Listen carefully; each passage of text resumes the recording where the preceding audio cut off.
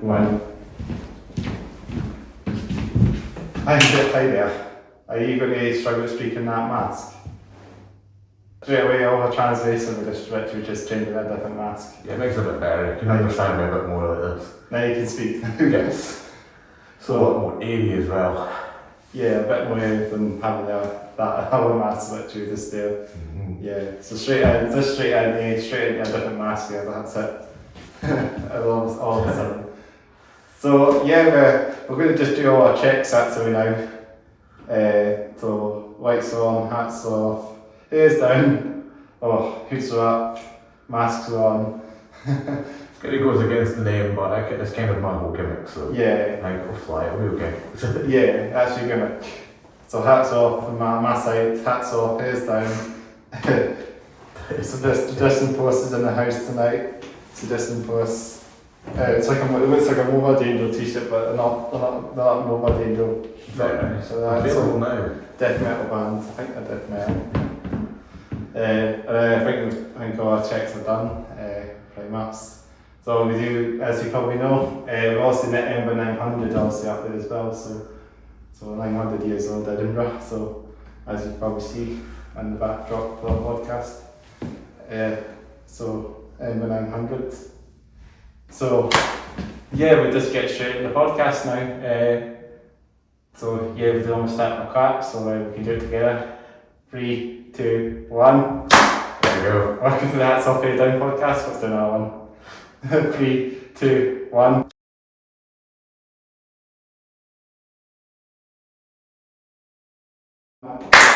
Welcome to the Hats Off Head Down podcast, episode 78 now. We're joined by the one and only Obelisk. Obelisk.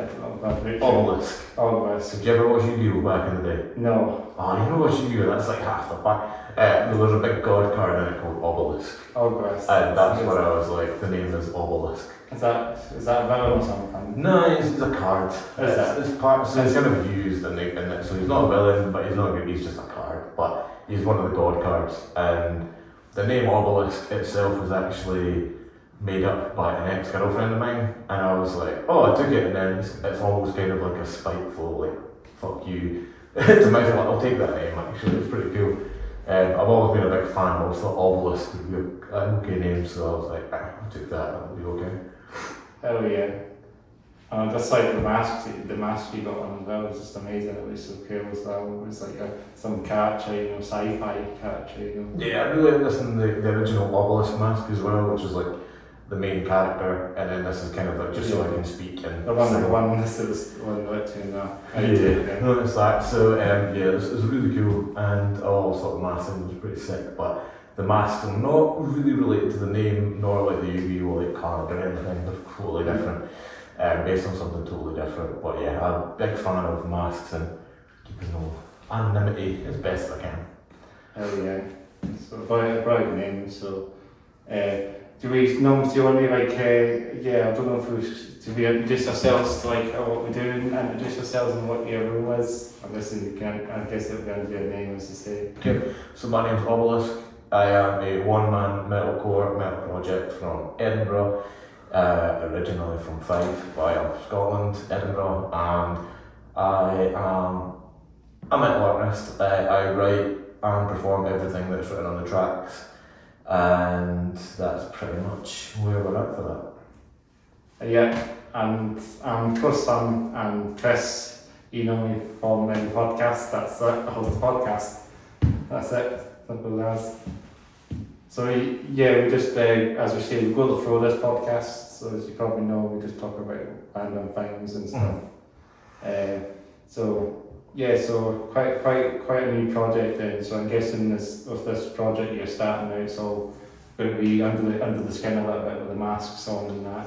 Yeah. So I've always wanted to I started playing instruments when I was really quite young. I played drums firstly, and then being around tons of musicians that were friends, I learned how to play guitar, learned how to play bass, learned how to sing, learned how to harmonise, and then I always wanted to do a multi-instrumental thing where it's like I play multiple instruments on the one track on the one thing.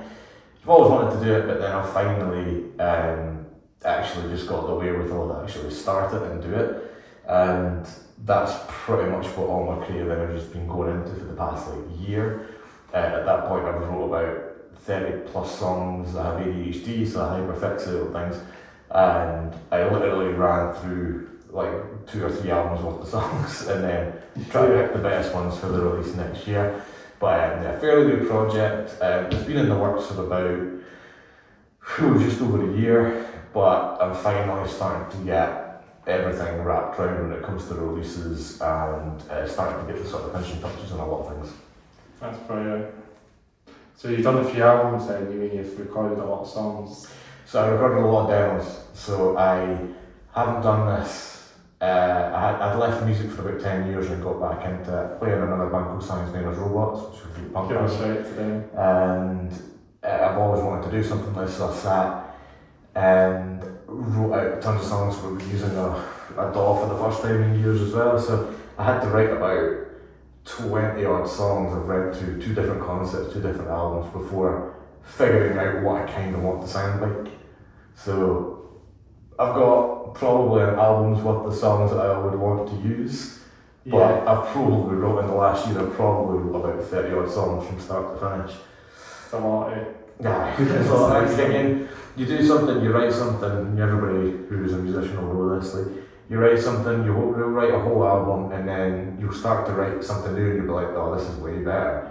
And then, because you just get better as you go, and the more and more you can write, and you'll be like, oh, wait a minute, that wasn't actually that good. And I'm still kind of trying to find the basis of the sound. I'm getting a better idea of it. It takes a wee bit of time, I'd imagine, but I'm smashing through it as fast as I can, certain things, but it'll get better and better. Hopefully, anyway.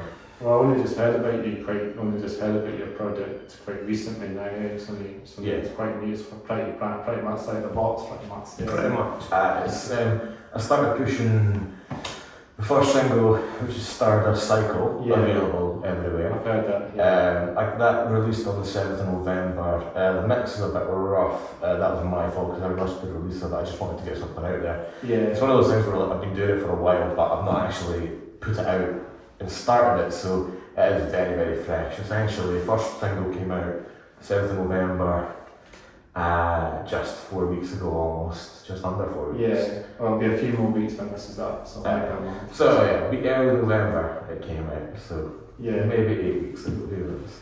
Yeah. But it's kind of like a sort of cyberwave, synthwave kind of style to it. It's kind of that kind of vibe to it as well. I always just put it under metalcore. It's like the synth and dance and whatnot. It's like it's got that sort of vibe. Yeah, it's got. I think you can always just brandish anything with metalcore and it works. I feel if you kind of like Bring Me the Horizon, there's probably a good chance you'll like what I've wrote. Yeah. Maybe. So what's the influences of them? Yeah, so that's very cool. It's like, so it's just that one single at the moment, but I guess, we're working on more singles as we speak as well. Yes, so that's the first one that's up. I've got about 9 or 10 or 11 songs that I want to go next. There is one that's going to be coming up again soon. Yeah. A song called Where Do You End, and that is nearly finished. Just need to get all the synths and everything tracked onto the actual band track that I'll put onto it.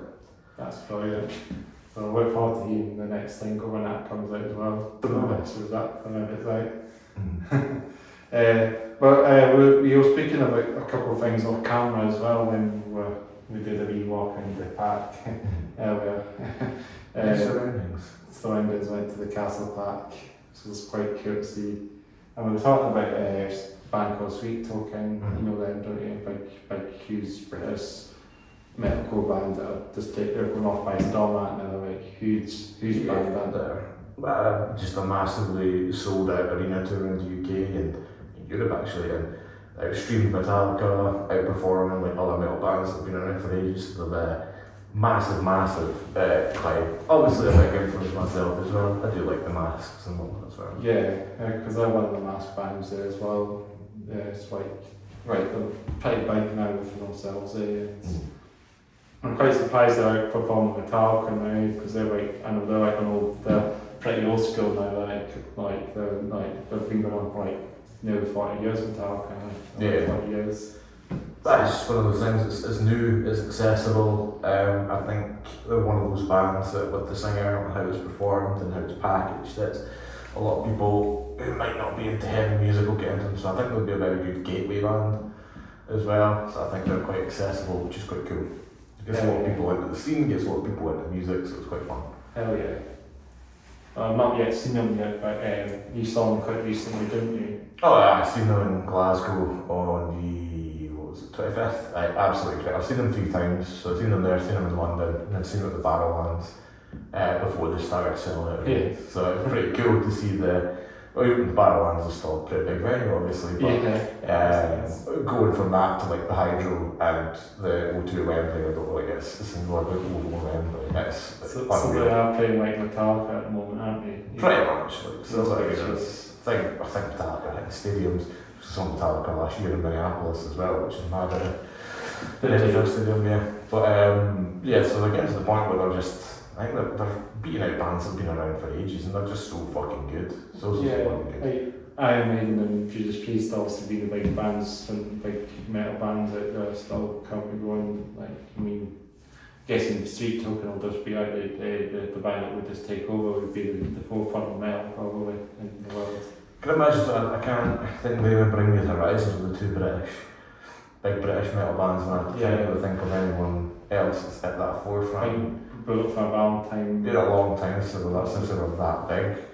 So I think they were a great big band, they were doing arenas, but now I don't think they're getting to that point. Bring Me Horizon. Bring Me Horizon are top notch. Like obviously headlined down last year, and I think most of their tours sold out. I think Bring Me Horizon are also one of the top bands, but I don't think they're as accessible as Sweet Token. Yeah. Like, just even though Sweet Token are kind of the proggy band, they've kind of got like poppy singing and stuff, so I think it all works quite well. And I think they're a bit more intriguing to new people, I'd imagine, as well. So like people that want to get into metal, like younger people that get into metal will probably come across Sweet Token no doubt, and probably like the first sort of band, you know, maybe if they discover it, probably one of the top 10 bands we'll see, probably. I think so. I mean, I've seen a lot of bands live, and they definitely top the chart for me as one of the best bands I've ever seen. That's brilliant. The singer's amazing, the backup singers that they have, the drummer's incredible, the show, the laser, like everything as a package is just unbelievable. And I've seen every top metal band essentially, outside a couple here and there, I've seen everything. So I need to see them as well. Like, I need to see them at some point. Outstanding, absolutely outstanding. Got to see them. Be on my list at some point, you know. I actually my pal mentioned it to me. He mentioned that he went and seen them in Glasgow recently as well. So I think everybody's probably seen them, no doubt. Oh, absolutely. Must see. Even if all you metal fans out there that might not be a big fan of them, definitely worth seeing. Definitely worth seeing. There's a few people that I know a lot of people shout them, don't like them, but a lot of people I've seen in comments being like, I saw them live and it changed my mind, and But maybe like you know, like tickets are probably expensive as well, probably for Sweet Token. Oh no, yeah, I think they will be now, but I think I'm just talking about how people just didn't like Sweet Token. You know, the new metal band comes around, all the old metalheads hate them. And I think it's because I think a lot of young people or girls like the band, and then they're like, oh, this band is not metal, and I'm like, they tune lower than Sugar, like they are metal, like they're definitely a metal band. So they're more extreme than Sugar. No, as extreme I wouldn't say that, but definitely. Yeah. You're not going to hear fucking Down Sure riffs. Well, not chugging like Sugar, but.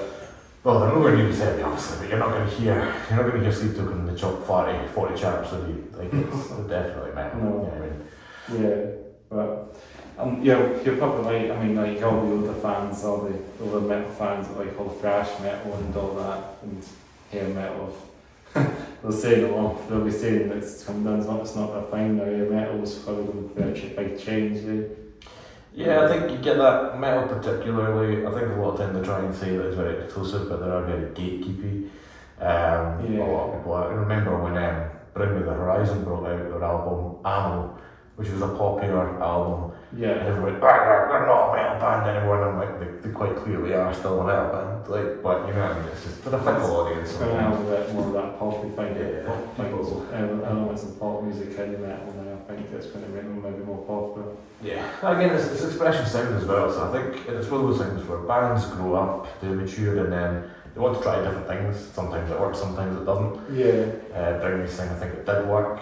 and then you get bands using like Linkin Park when they sort of went from Meteora to sort of almost pop metal-y songs as well, and that's like, I was like to me after that, like Linkin Park fell off, and I was like that with Linkin Park, so I'm like, oh, why would you listen to anything past Meteora, which is so true, but I think it always happens. Artists get to a point if you can't do the same thing, because it's one of those things where like you either get made fun of for doing the same thing over and over again, or you do something new and then nobody likes it. Yeah. So gets a wee bit repetitive. Everybody needs to change and develop. Can't do the same thing all the time. So I'm guessing lots of metal bands would do that. Obviously at the time. That makes sense. Yeah. And we were saying something else as well off the camera as well. We were talking about something else that we said. We were saying that, trying to find the word again, but we're saying that, like these bands, like, take influence from like prog bands, like Sweet Token, I think, what's his name again? Vessel, like he takes them for you, saying he takes a bit of influence from prog bands. So that's why I think it's a bit interesting that Sleep Token have done so well, because I would put them under the sort of banner of prog metal. I would say they're progressive metal. I wouldn't say that they're because like if you think of other prog bands, they play around with a lot of genres and stuff, especially stuff like Dream Theater and Tool. Like they play around with a lot of different things. Because they're like the proper prog metal bands, like Dream Theater and Tool, obviously big in the way. Say that they're like the main ones that I think of when it comes to prog, but say Dream Theater kind of like an accessible poppy version of that, with heavy D-tuned riffs. But I would say that if you were going to put a name on it, I'd say they were prog, which is pretty cool. Yeah, just old school, maybe old school prog now, because it might be quite old school. Yeah, I think they're different, but I think that's where, because there is videos of Vessel unmasked and talking about, like, this is stuff before Sleep Token, and it's like, I wouldn't search it, but like, you can hear that he was always into that, and he said it was prog. So I was like, when you listen to it, I listen to songs that are like 7 minutes, 8 minutes long, so I'm like, that's progressive metal. That's prog, like no other fucking band.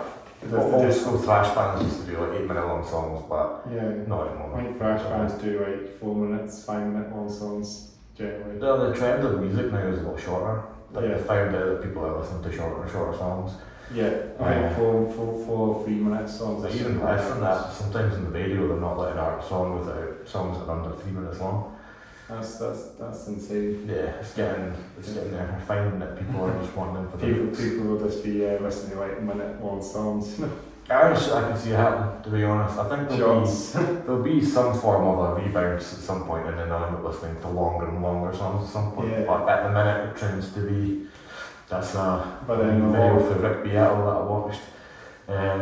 Saying that just the songs, people like to think about it like it's all about the TikTok and everything, short songs, hook or what, and he's that Rick, is it Rick, what's his name, Rick Beatle? Yeah, he was the guy who was talking about all the trends of the songs and that. Mm-hmm. Yeah, I've watched some of his videos. And he was saying how much the music industry has changed since nowadays. It's short attention spans to a lot of people these days now as well. They like the song, but then they just don't have time. Yeah, so like, have you listened to even some pop songs from like the 80s or like early 90s?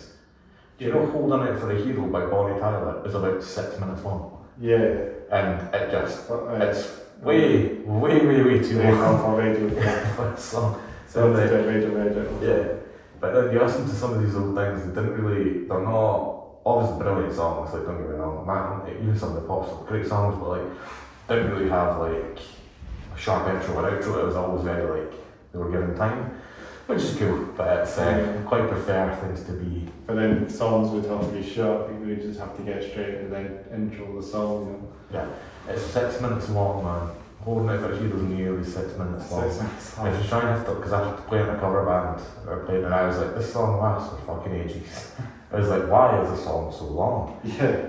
No need to be that. No. Metallica Master of Puppets is a long song. That's got like a brilliant interlude of like clean guitar into the harmony solos, and then it goes into the main solo. That's incredible. Some of these songs I'm like, great song. Oh, that's one of my favourites. My favourite thrash metal album is definitely Master of Puppets. But then talking about our stuff now as well, going off the Wales a little bit, stoner metal. Oh yeah, so I'm just saying this because I know you had the Mover Boys on. Yeah, They're stoner doing stuff, and I'm like, and it's not. I get it's one of the few genres that like I understand why people like it. It's just not for me. Yeah, but just the scene in general in Edinburgh was all fellows bands that do stuff like that now. Oh, so we're talking about the Edinburgh scene. I just think the Edinburgh music scene is pretty poor as a whole thing. So. Unless you're in a sort of indie band or some form of like. Because they do have a lot of indie bands in Edinburgh. Every time you go to like a venue like Stramash and stuff, like it's a good venue, really nice venue, but it's always again it's going to be they're going to appeal to the best market for people to get in there. It's going to be bands that are a bit more easier on the palate, like indie bands, which makes sense. But, there's just few alternative stuff, and this just seems to get bogged to the side. Just don't really see it as advertised as much, which is a bit of a shame. It's obviously out there, but Edinburgh just doesn't seem to be. It's all on social media these days. These things. Well, it's not necessarily just that. It's in Edinburgh itself. It's like. Even like managers, promoters all talk about it, where like if you're in a band, you try to get something that would tell you you need to play Glasgow, you need to play down south.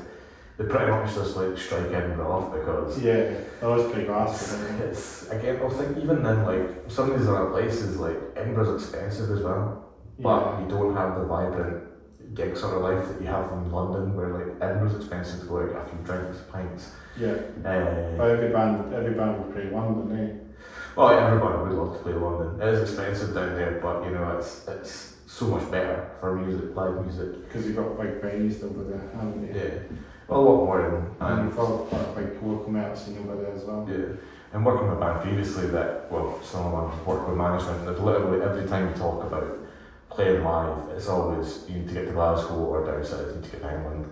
Because Edinburgh is just it's just not very good. It's a bit down, it's like we're going backwards a little bit with the sort of side of things. But I know touring bands do come up here, like local bands, but it seems to be most of the bands that do come here are like the same bands that have played before, you know, like Glasgow bands and stuff.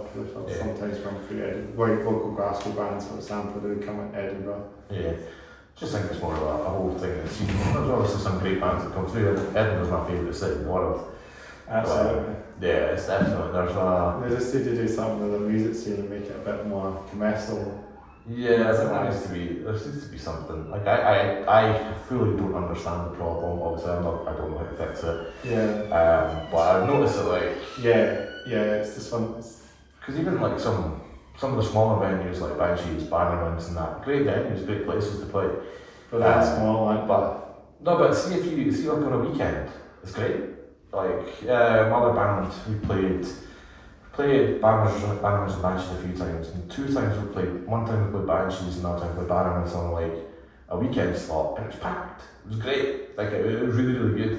And again, that's just a sort of effect of like a weekend slot. Is that what Science made us full box? Yeah, that's Science made it full box. We played on a Friday or Saturday earlier on in the year, in January actually.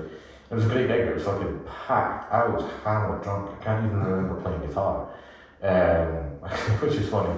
But it's packed, it was a great night, and I think it's just the difference between like midweeks and weekends. But if you go to a midweek in Glasgow, like, it's normally quite packed in certain places. And it's just a bit odd, it's just a bit different. I don't know what it is and the differences. I think it's just getting on the weekend bills maybe, who knows. But it's the bigger venues, like I love Legends, like it used to be Opium back in the day. But the last few times I've been there just for like a drink at night, like it's nowhere near as packed as it was.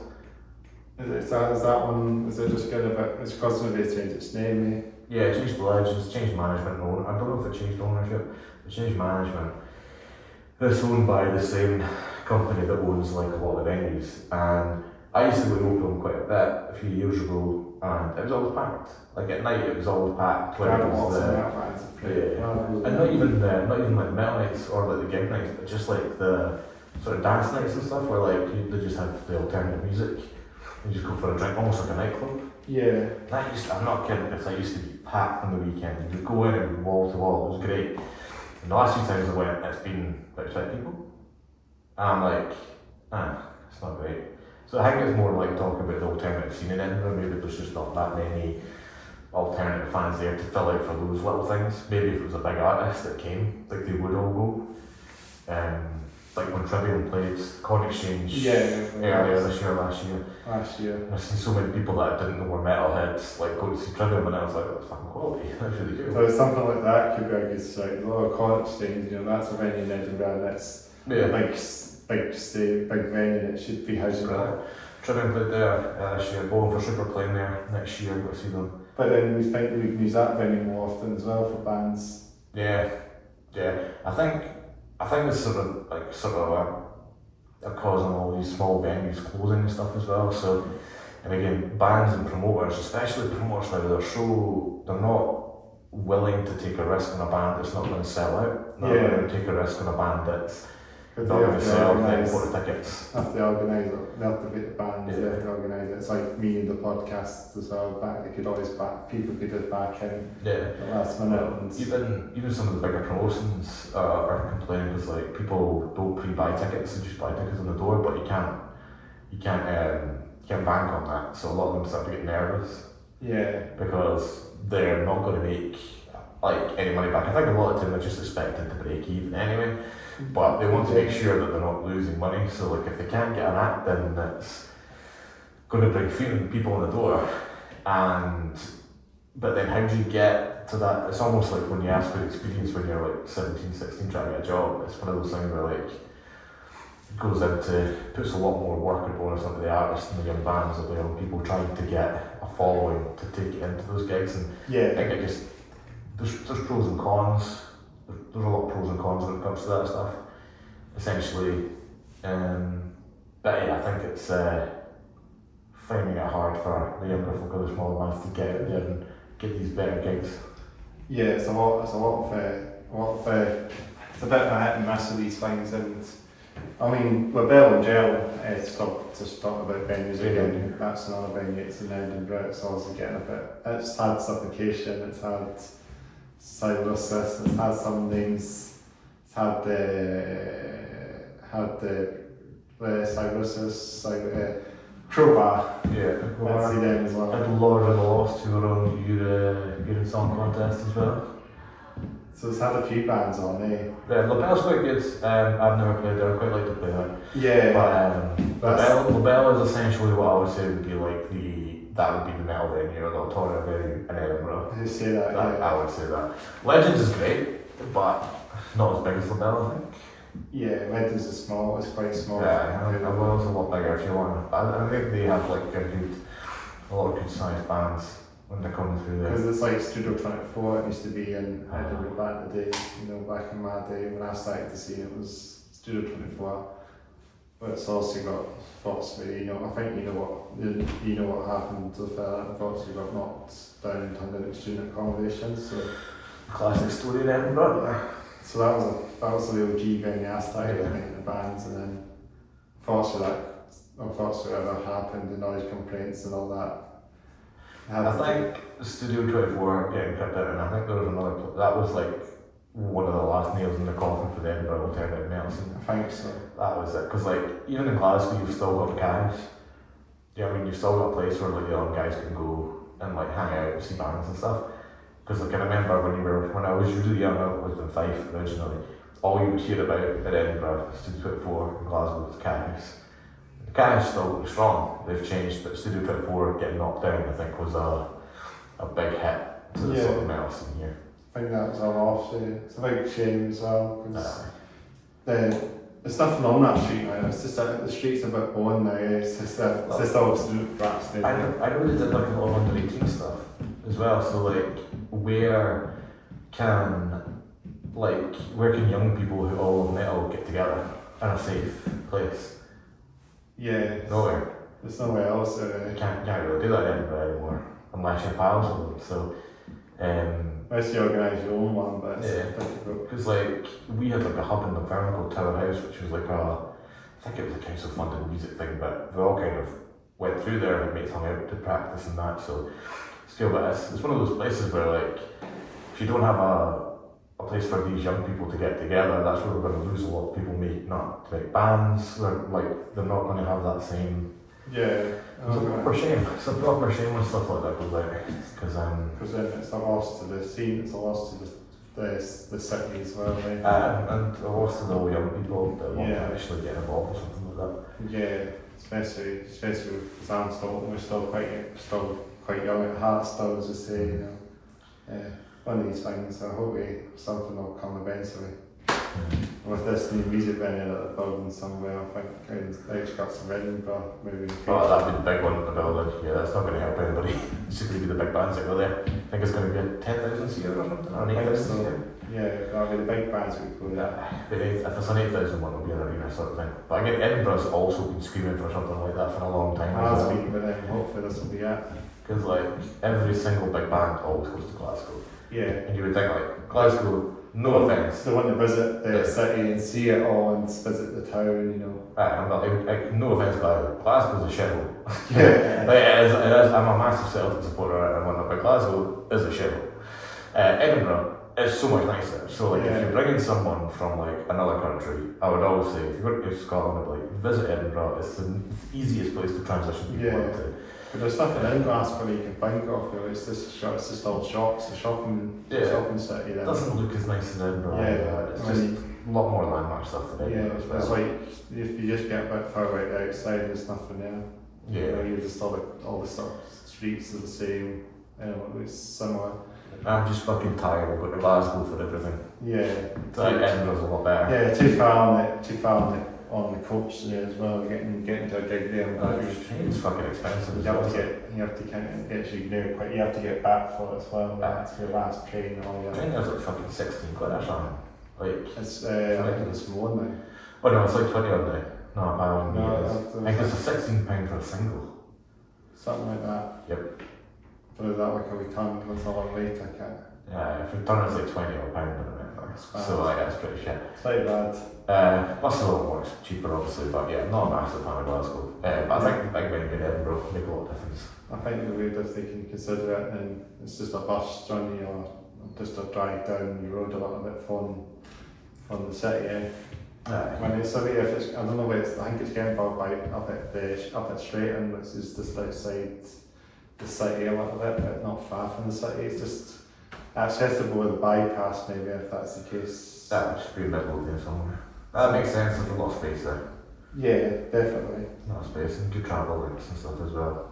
Yeah. Far enough outside the city where it's not going to cause too much bother. Yeah, because then you have to get stuck in the traffic getting into Glasgow and that as well. Because the time the gigs start as well, it's like, 6 o'clock, some of these gigs start, and To be fair, it's like rush hour traffic, and you have to kind of get stuck in the rush hour traffic and... Getting out of traffic last time wasn't too bad, and it's the seat token on the 25th wasn't that bad. I did play a gig in Glasgow a few weeks before that, and we got caught in the Celtic traffic. That was way worse, because that's, instead of 10,000, it's 62,000 people try to get out, and they have to close streets off to the buses. So nowhere near as bad as football traffic. Football traffic was way worse. That was a Champions League night as well. So it just depends what gig it is. Maybe even a metal festival like Down Festival or Bloodstock has also got the traffic considered on the days when So one of my clients, my trainer as well, he got caught in the traffic, not last download, but the year before. He was in traffic for 10 hours. Wow.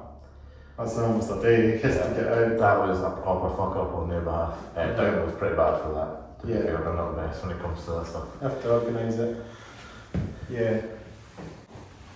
So it's quite a rider for the traffic, these things, if how much it goes, it's a lot of stuff to organise and just avoid football.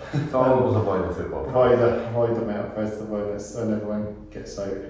That's it as well. It's these things as well. I've not been down to a metal festival for a while anyway. I went to Bloodstock one year.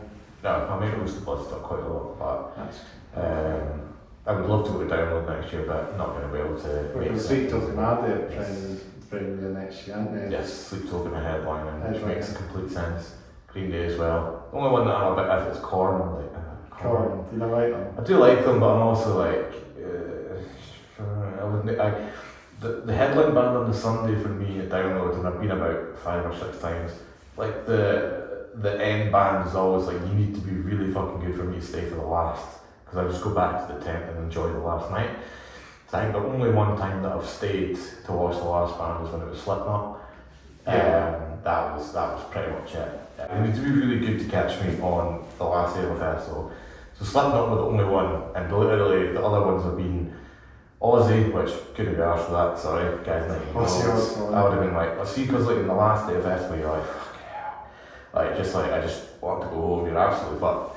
So Slipknot, yeah, I went to see them. 1 year it was Biffy, no offence to Biffy, fellow Scots, but I ate a full chicken instead. Which is true, I hold rotisserie chicken instead of going to see Biffy Clyro. And what was it, 1 year that I didn't go?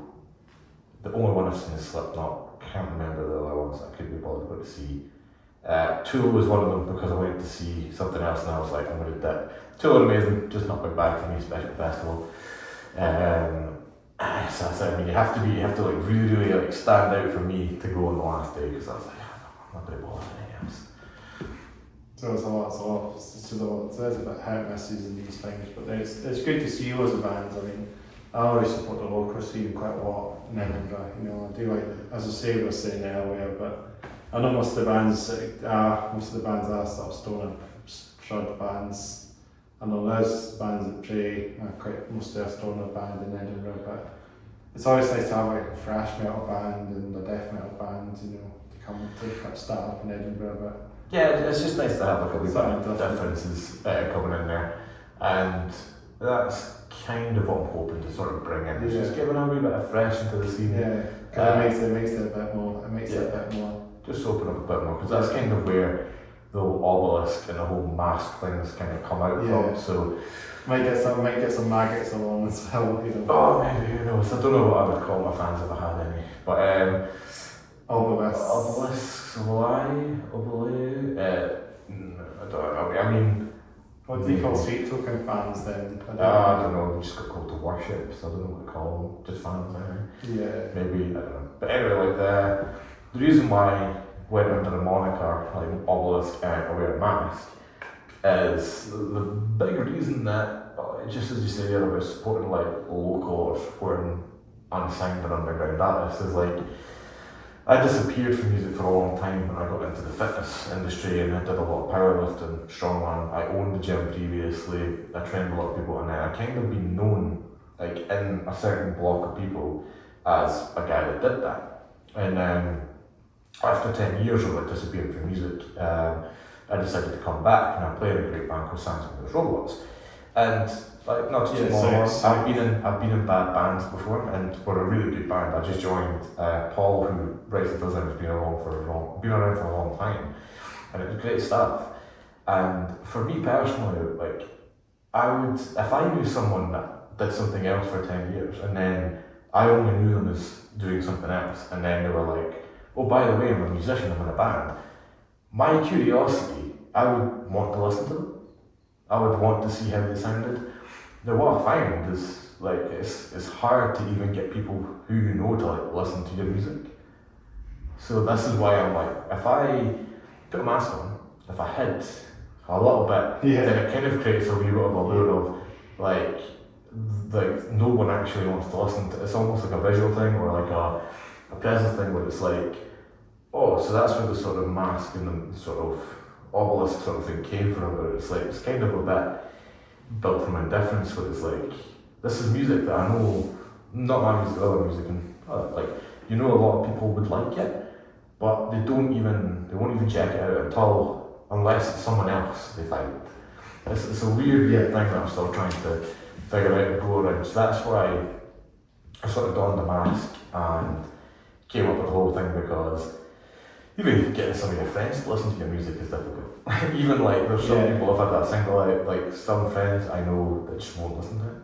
And I'm like, you literally could just say you've listened to it, like you could listen to it and just say that you haven't. You know what I mean? Like, it's... I mean, just give it a quick as well, give it another none of streams as well get numbers up. Well, it's just a weird thing that I've noticed, so that's why I've sort of ditched trying to put it over as anything else and then just put it on. I feel like that's the same as well.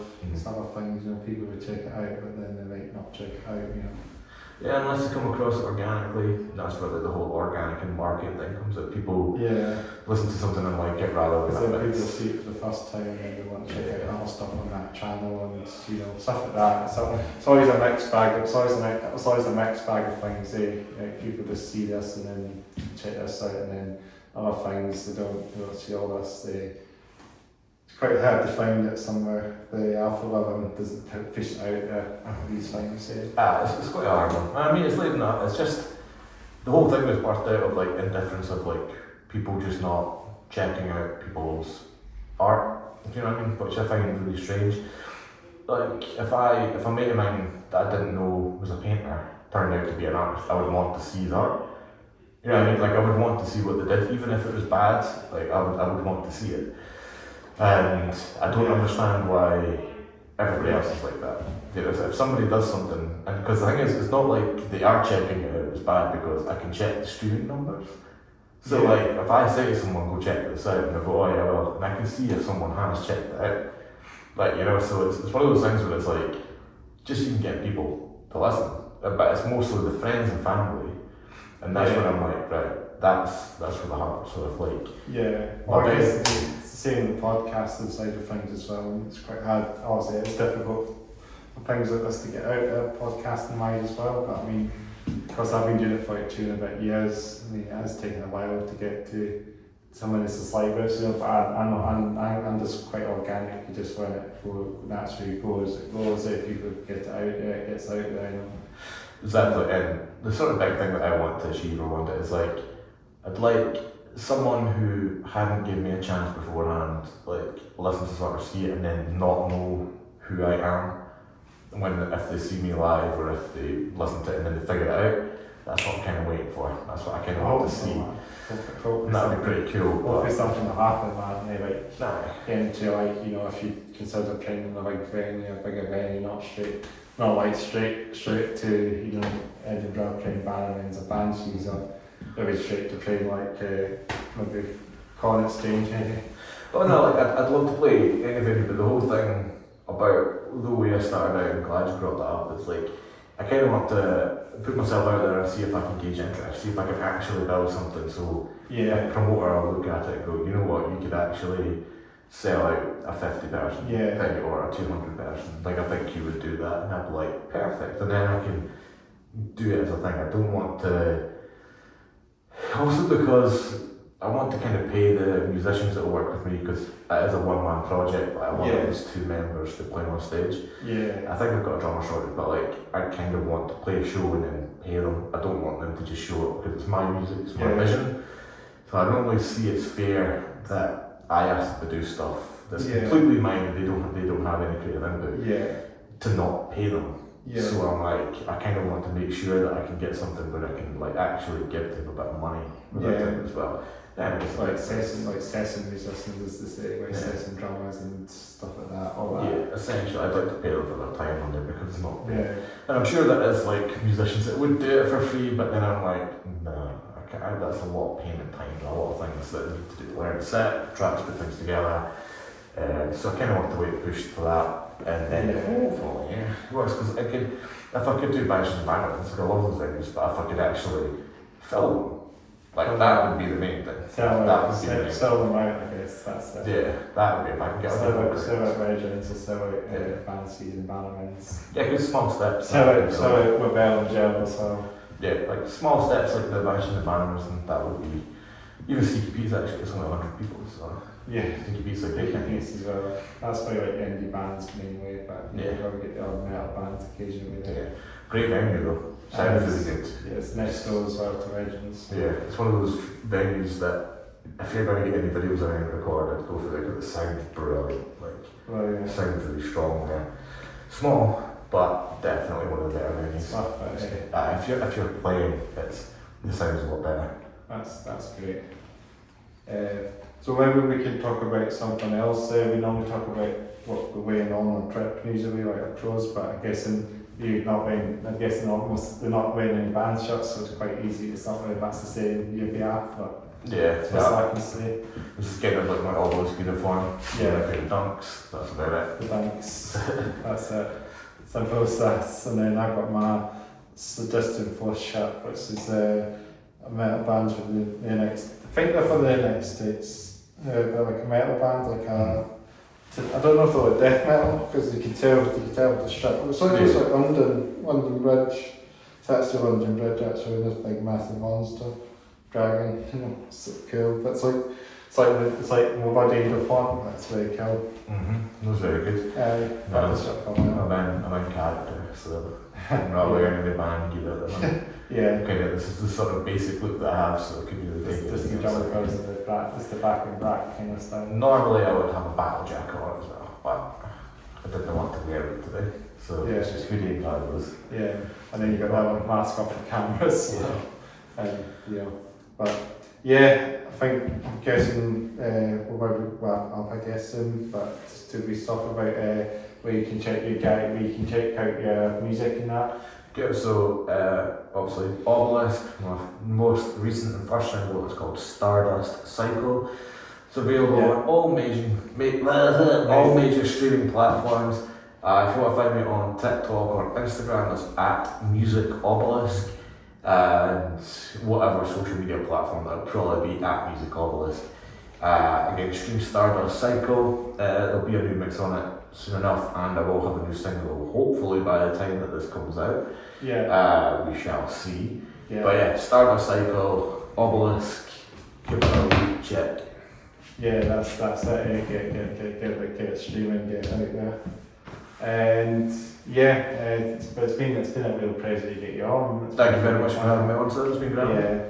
So what else? Any upcoming gigs? No, I don't think you played any gigs. No gigs this year. I'm trying to build some buzz. So if there's some buzz, if you're interested, let me know. Hopefully in the new year, I managed to get a show sorted out somewhere. Yeah. But yeah, I really do want to sort of generate a buzz. But I'll hopefully look out for my next single, which will be called Where Do You End, and hopefully look out for the debut album that'll come out next year as well. Hell yeah. Should give a wee honourable shout to the guys in Woodface as well. You're saying, you know. Oh, I know Rufus, no Dom, Big Dom. Yeah. He's the man. So love me some Woodface, love Dom, and know the boyfriend of Manic Romance as well, Raz.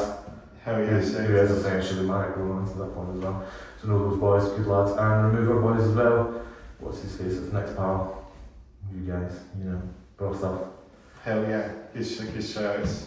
Well, it's been a real pleasure to get you on, my man. Thank you very much. Before we stop completely end the podcast, thanks again for watching and listening to the Hats Up Head Down podcast, episode 78 with all this. If I'm not picturing it. That's a maybe, because I'm so bad at pronouncing names of bands these days. So make sure to like, comment the row, give the video a like, hit that bell notification, as you know, hit that bell notification down below, whatever it is. Everywhere on the channel.